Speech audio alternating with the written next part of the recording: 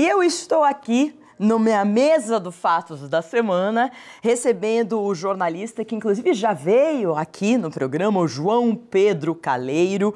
O João Pedro, ele trabalha na revista Exame, ele cobre pelos canais digitais, né, a parte de economia e Brasil no site exame.com. Muito bem-vindo, bom dia. Vamos falar de Brumadinho, que é o assunto principal de tanto na economia quanto no Brasil, de todo. Acho que se tem alguma coisa que a gente possa falar é na sexta-feira, quando vai ter a eleição do Congresso, né? Aí a gente vai ter outra notícia, mas por enquanto é a notícia mais importante, inclusive porque envolve um monte de pessoas mortas, vidas e tudo isso. João, o que você pode fazer um resumão? A gente tem o número de mortos de ontem para hoje aumentou muito, né? Agora tem 84 mortes, são 276 desaparecidos, e quanto mais tempo passa, mais improvável fica que a gente encontre sobreviventes.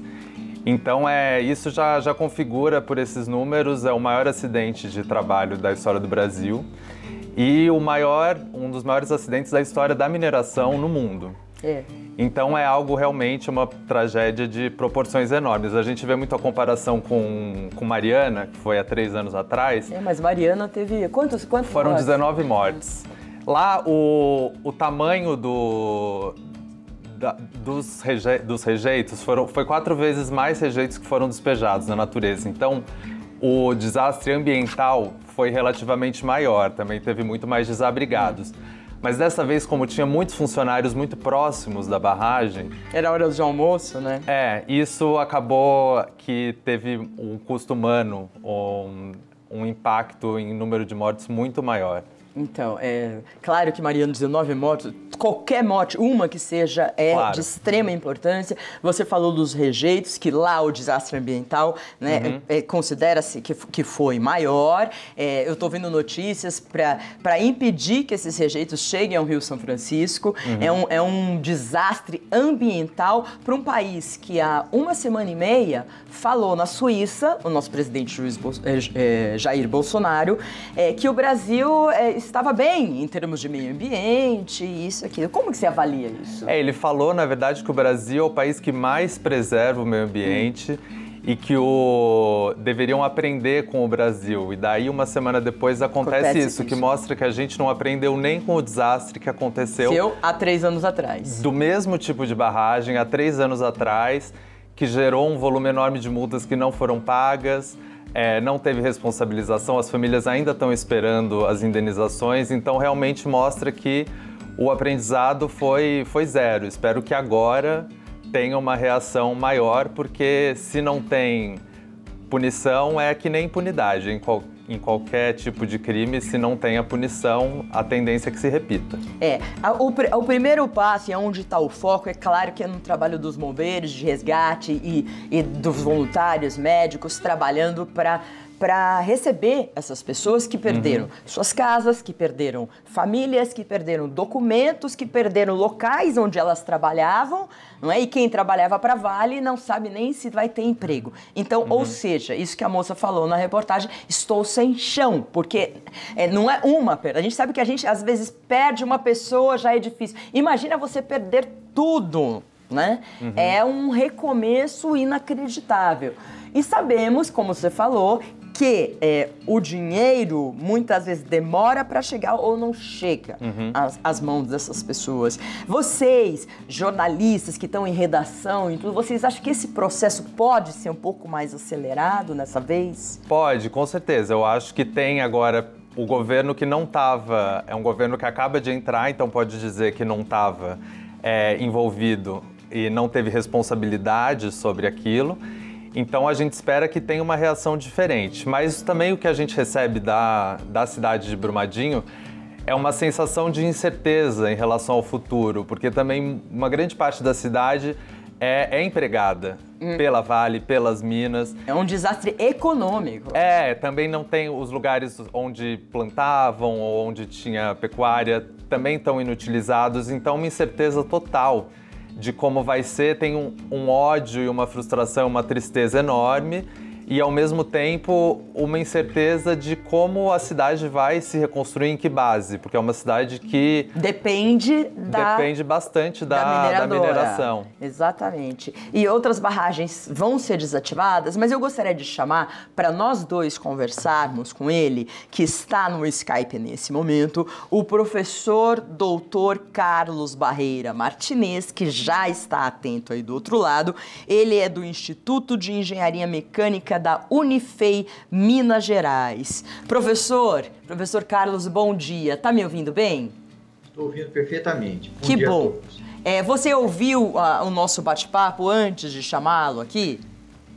Sim, eu ouvi. Então, o que a gente pode analisar em termos de barragens, e inclusive porque ontem surgiu a notícia de que serão desativadas, mas isso será um pouco demorado, e temos 3.000, né, 9 das 10 serão desativadas, eu não sei, mas temos 3.000 que não conseguimos fiscalizar. Assim, me explica um pouco, porque a gente é meio ignorante nesse sentido, a gente não entende muito bem tudo isso.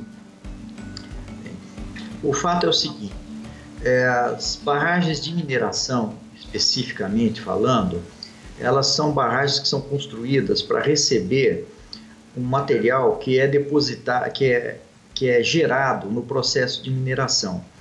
Essas barragens têm processos construtivos que são diferentes. O processo construtivo que envolve o menor custo é o de alteamento de montante e que ele foi largamente utilizado no Brasil. Esse processo de alteamento de montante faz com que a barragem ela cresça a partir da base até o topo, na direção do material que é sedimentado, que foi lançado ali por um processo de aterro hidráulico. E essa barragem ela tem um grau de estabilidade menor do que as outras. As grandes barragens das mineradoras no Brasil são feitas ainda na tecnologia de alteamento de montante, que é esse processo, não é? Mas é conhecido já há muito tempo que esse processo é um processo arriscado e a comunidade científica nacional, as universidades, os centros de pesquisa têm alertado de longa data as empresas que esse processo é um processo perigoso, não é? E isso quer dizer o seguinte, que o desastre ele era evidente. Nós sabíamos que ia acontecer um novo desastre, como nós sabemos que vai acontecer um novo desastre nos próximos anos. O histórico das barragens, das rupturas de barragem, mostra que a cada 2 anos e meio, 3, nós temos uma grande ruptura, né? O fato da Vale agora ela está dizendo que vai desativar, ele é louvável, ele só é atrasado, não é? Já quando houve a ruptura de Mariana, foi alertado pela comunidade científica que esse tipo de barragem não deveria ser utilizado. A Vale fez ouvidos de mercador e a situação que nós tivemos foi justamente o que está acontecendo, né? Parte dos nossos problemas hoje são devidos à inatividade da empresa. A empresa falhou, e falhou fortemente com isso. Falhou com a população e falhou com o país, vamos dizer assim. Certo. Eu gostaria que o João fizesse uma pergunta, e eu tenho algumas perguntas também com a sua fala, né, baseadas na sua fala agora. João, por favor. Eu queria saber que mudanças que do lado da empresa, mas do lado do governo pode ser feito, porque é responsabilidade do poder público também, não, que as pessoas não estejam vulneráveis. O que falta mudar a lei ou falta mudar a fiscalização? O que você falou é muito importante. A responsabilidade pelo que aconteceu, no meu entendimento, ela é compartilhada. Uma parte da responsabilidade é da empresa, mas o governo brasileiro ele falha muito. Ele é muito leniente com certas coisas e ele é muito pouco preocupado com a população. Nós estamos, nas últimas décadas, vendo uma série de acidentes causados por imperícias, por má ocupação de solo, por uma série de problemas, e o governo brasileiro ele simplesmente fecha os olhos, como se a população fosse fosse um mero detalhe, não fosse o objeto do Estado, né? Então, o que vai ter que mudar a partir disso? É a postura do Estado e do governo, são coisas distintas, né? Nós não temos como fazer imediatamente a inspeção de 3.000 barragens, isso soa como uma piada, É um país que tem aí pouco mais de 50 fiscais para fiscalizar o território nacional inteiro, dizer agora que vai fiscalizar 3 mil e poucas barragens. Isso é coisa para ser jogado na imprensa, nós sabemos disso. A empresa também não tem como imediatamente mudar o processo construtivo. As barragens já existem, ela vai ter que descomissionar essas barragens, é um processo caro e demorado, e que exige licenciamento e cuidado também. Porque não é simplesmente desmontar uma estrutura, essas estruturas têm 50, 60, 90 metros de altura. Então, o próprio processo de descomissionamento, ele embute uma série de riscos. Tudo isso vai ter que ser equacionado. Então, o que é que vai ter que mudar no Brasil? Primeiro é a postura. Tá? O Estado tem que entender que ele existe para dar segurança para as pessoas, não é? Coisa que ele não entendeu até hoje. Nós temos 80 fiscais no Brasil e temos milhares de assessores parlamentares em Brasília. Então, a solução começa por aí. Saber o que é necessário ter no país enquanto aparelho de governo. Se é um monte de assessores bajulando deputados, ou se nós temos que ter um Estado que realmente funcione. O que está em jogo é isso. Uma hora ou outra nós vamos ter que discutir isso. Ou vai ser agora, que eu duvido que seja, tá? Ou vai ser daqui a alguns anos, quando os novos desastres se tornarem insuportáveis para a população. Para a população, para a exposição do nosso país fora do Brasil, e precisamos de incentivo estrangeiro, e isso acaba, né? Um país que fala que está olhando para o meio ambiente e acontece um negócio desse, também vamos ver se existe uma mudança em políticas de meio ambiente, porque até então ninguém estava falando, mas isso que você falou, professor, vai acontecer e vai acontecer e vai acontecer, e as pessoas vão morrer, e vocês estão falando há alguns anos, principalmente depois de Mariana. Mas eu queria saber, professor, principalmente porque você é do Instituto de Engenharia Mecânica da Unifei, de Minas Gerais, como que funciona, eu não sei se o senhor sabe, o Canadá, eu ouvi, e a Austrália, eles trabalham muito com o minério também, e eles têm outros sistemas. Você tem notícia de como são esses sistemas? Os sistemas deles são sistemas de empilhamento a seco. Eles pegam esse material que sai da mineração e fazem pilhas de minério a seco. O nosso processo é úmido.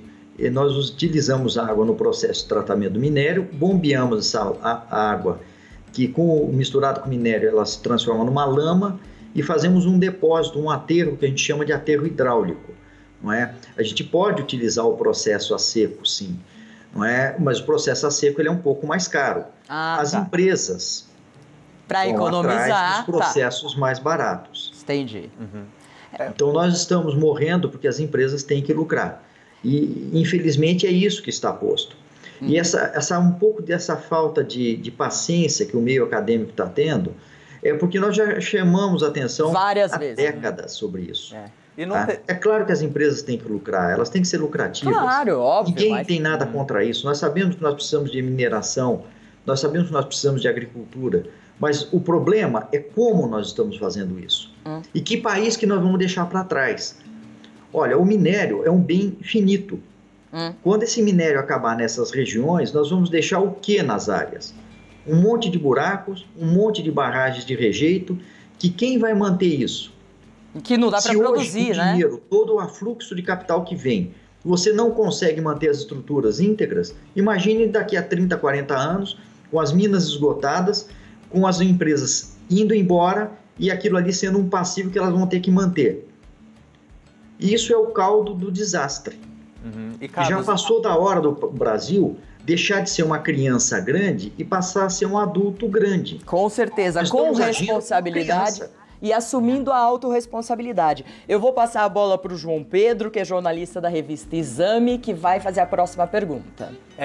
Essa técnica e essa barragem de alteamento a montante, não seria o caso de banir? Não teve países como o Chile que já baniram essa técnica há um tempo, especialmente depois de Mariana?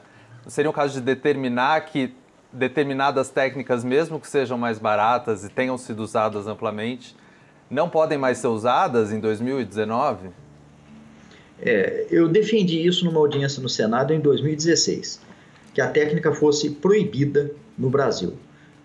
As mineradoras foram amplamente contra. simplesmente não quiseram, não conversaram, né, e vem com o processo de tumultuar as reuniões e passam por cima tratorando tudo. Então, no meu entendimento, por exemplo, nós temos que começar a responsabilizar as pessoas no país. Olha, morreram 300, 350 pessoas nesse acidente, diretas. Fora as pessoas que vão morrer indiretamente por conta de doenças que vão começar a aparecer. Sim. Quer dizer, o caldo da desgraça ele só começou. Porque aquela quantidade de minério e água vai formar uma infinidade de poças d'água que vai haver proliferação de mosquitos, tá? Nós vamos ter uma epidemia na região, por exemplo, de dengue, de zika, de febre, vai ser um inferno, tá? Os órgãos de saúde já estão se mobilizando para isso e eu espero que eles tenham sucesso. Mas quem é responsável por isso? Ninguém. Em Mariana não houve responsáveis. Tentaram responsabilizar o corpo de engenharia, que tem uma certa culpa, mas a diretoria da empresa tem culpa, sim. Porque a presidência da empresa tem. Eles têm que se assumir. Porque é muito fácil ser diretor e presidente de empresa só pegando o lucro, tá? Advindo da atividade. Mas existe um risco associado. Quem passa por cima de tudo, tendo em vista só o lucro, sem se preocupar com o que vai acontecer, sem escutar os alertas, ele tem que ser responsabilizado. É assim no mundo inteiro. Se uma empresa fizesse o que a Vale fez no Brasil, nos Estados Unidos, vocês imaginam o que ia acontecer lá. Ia virar até filme de Hollywood, professor. Claro. Né? Claro. Deixa eu fazer uma pergunta. Estão falando, a gente não afirma nada aqui, porque somos jornalistas, inclusive, em fraude de atestado de laudos. Fraude de laudos. A gente sabe que no Brasil é fácil comprar laudo, a gente sabe o mercado que existe, mas vem da Alemanha. Seria... eu nem sei. Como você formularia essa pergunta, João? Será que... Formula. Não, eu acho que a ideia de ter o laudo da própria empresa e ter uma auditoria é que uma controla a outra e, de certa forma, você tem mais segurança. Então, você ter um acidente desse com um laudo sendo feito pela empresa e pela auditora, quem assina está realmente vulnerável a depois, se tem uma consequência, ser responsabilizado. Então, mas essa pessoa que assina, ela não vem aqui e atesta e vê e tal? Então, acho que o Carlos pode dizer o processo. Carlos, explica pra gente esse processo, porque a gente não tá entendendo. E a gente sabe que tem um mercado mesmo de compra de laudo, a gente não sabe como é na Alemanha, mas, enfim. Deixa eu explicar uma coisa para vocês. É o seguinte... É claro que o sistema ele tem que ser transparente, ele não pode suscitar, assim, dúvidas, não é? Então, é muito esquisito que uma empresa contrate o laudo. Mas, por uma questão de honestidade, uma questão de dever de ofício, vamos dizer assim, eu sou obrigado a dizer para vocês o seguinte: as pessoas que fazem esses laudos, elas são pessoas responsáveis, tá? Existe venda de laudos no Brasil. A gente vê isso na imprensa. Mas a maior parte dos brasileiros são pessoas honestas, tá? A maior parte do nosso povo é honesto, a maior parte dos nossos técnicos são honestos, né? Os engenheiros que fazem esses laudos, os técnicos, eles são pessoas muito responsáveis. Então, é possível que haja alguma coisa errada, sempre é possível. Mas eu não partiria, a princípio, de uma grande fraude que foi feita com intuito. Não. Esse pessoal é muito responsável e eles sabem o que pode acontecer com eles. Nós no Brasil, que somos trabalhadores, eles também são, né? Nós sabemos que para nós tem cadeia, né? E que custa muito caro a gente se livrar disso. Então eu acho que é possível que haja, mas eu não apostaria minhas fichas que foi isso que aconteceu, não é? O que eu acho que aconteceu é que é uma conjunção de fatores. Primeiro, uma técnica complicada, arriscada. Segundo, nós podemos ter eventos externos que influenciaram esse tipo de ruptura. E aqui vamos falar o seguinte: o Brasil não é um país isento de movimentos sísmicos. Nós podemos ter tido pequenos sismos que, junto com movimentação de máquinas no entorno da barragem, junto com algum problema que pudesse estar existindo, tenha contribuído para esse tipo de acidente. O pessoal que trabalha em mineração é um pessoal muito antenado, eles são muito bem treinados, né, os funcionários, e eles estavam almoçando debaixo de uma estrutura daquela. Quer dizer, aparentemente não existia nenhum indício, eu posso estar enganado, mas tudo, pelas informações que nós temos, não existia nenhum indício que aquela estrutura corresse risco. Tanto é que eles estavam ali embaixo almoçando. Eles não iam se colocar em uma situação de risco. Claro. Então, isso se torna até mais preocupante para quem trabalha na área, porque se você tem uma estrutura instrumentada, segura, e ela rui, imagina que está em situação de risco, o que é que pode acontecer? Então, isso tem que ser objeto de um trabalho muito bem feito, isento, sem paixões, não é? De forma que a gente identifique o que realmente aconteceu. Aparentemente, o mecanismo de ruptura ele é semelhante ao de Mariana. Isso indica que essas estruturas elas estão realmente correndo risco. E a população tem que ficar atenta, porque é a vida delas que está correndo. Né? Agora, eu tenho uma posição muito particular, mas isso é muito minha, né? Com relação a como proceder à fiscalização desses sistemas. Tá? Nós poderíamos usar um sistema muito semelhante ao que existe nos Estados Unidos da América. E os americanos têm um corpo de engenharia dentro do Exército que atua na área de fiscalização e na área de geração de conhecimento junto com centros de pesquisa, com universidades e tudo mais. E os americanos fizeram isso porque no início do século XX, isso há mais de um século já, eles tiveram os problemas que nós estamos tendo. E como eles resolveram? Pegaram uma instituição que ela basicamente ela é perene, ela existe em todos os países, desde que os países existem, que é o Exército, e essa instituição ela atua na área de fiscalização. Nós poderíamos optar por isso, tá? Seria uma maneira de você ter um contingente enorme de pessoas bem treinadas, não é? Que tem equipamento, inclusive. Olha, os nossos fiscais não têm carro. Nossa, eles não têm como se locomover para o campo, então eles são fiscais de papel. Você gera um laudo, o sujeito vai lá ler aquele laudo e diz, olha, está tudo de acordo e tudo mais. Olha, nós precisamos de gente lá. Não é? Entendi. Você pode contratar uma consultoria, mas você tem que ter um fiscal junto. Claro.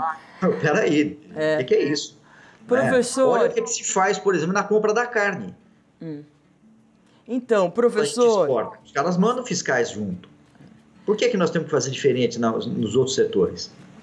Professor, foi muito bom falar com o senhor. Professor Dr. Carlos Barreira Martinez, do Instituto de Engenharia Mecânica da Unifei, Minas Gerais. Com certeza vamos falar mais sobre isso. Muito obrigada pela participação no dia de hoje no nosso programa. Não é, João? Obrigada por esclarecer nossas dúvidas, viu? Uma satisfação e nós estamos à disposição de vocês. Muito obrigada. E João Pedro Caleiro, muito obrigada, da revista Exame. Eu vou dar o Twitter do João, que é JP Caleiro. Você pode entrar em contato direto com ele. Muito obrigada por você participar. Eu acho que foi muito bom o nosso bate-papo de hoje, porque ele falou coisas que eu não sabia, não sei se você sabia tudo, e ele é um técnico, né? Ele é um engenheiro e pode esclarecer melhor, inclusive para a gente poder lidar na imprensa de uma forma melhor com esses dados, né? João, muito obrigada. Prazer te receber aqui sempre, viu?